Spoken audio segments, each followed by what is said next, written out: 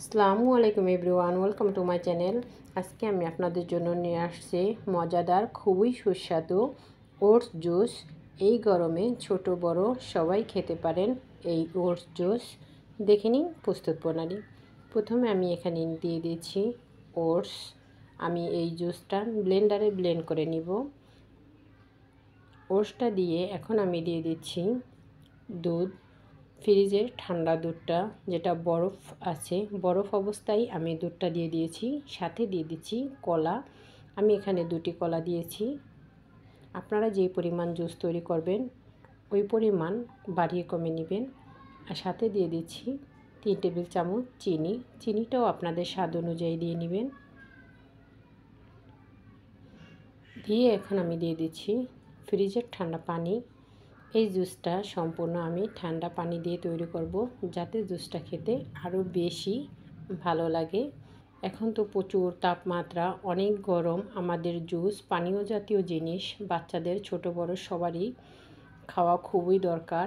আর এই জুসটা তৈরি করে আমরা ছোট বড় সবাই খেলে খুবই উপকারিতা এই জুসটা, আর খেতেও দারুণ মজা। এখন আমি জুসটাকে ব্লেন্ড করে নিয়েছি। এখন আমি ডেকোরেশন করার জন্য এখানে নিয়ে নিচ্ছি একটু কনডেন্স মিল্ক। যেহেতু কনডেন্স মিল্কটা ফ্রিজে ছিল, এজন্য আমি একটু নেড়েচেড়ে কনডেন্স মিল্কটাকে একটু লিকুইড বানিয়ে নিচ্ছি।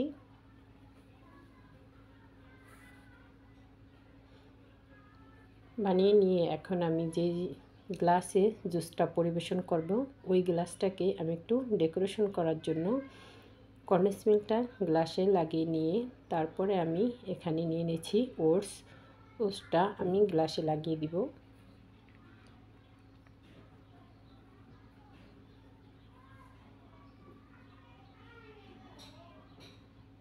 এই তো দেখুন, গ্লাসে আমি ওটসটা লাগিয়ে নিয়েছি। এখন আমি জুসটা ঢেলে নিব।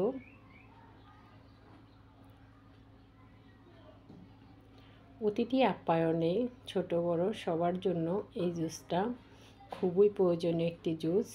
এটা দেখতে যেমন সুন্দর, খেতেও কিন্তু দারুণ মজা।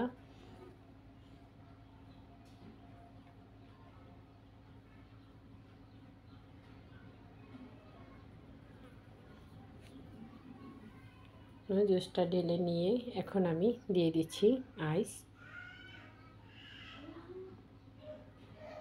আইসটা দিয়ে ঠান্ডা ঠান্ডা পরিবেশন করুন ওটস জুস।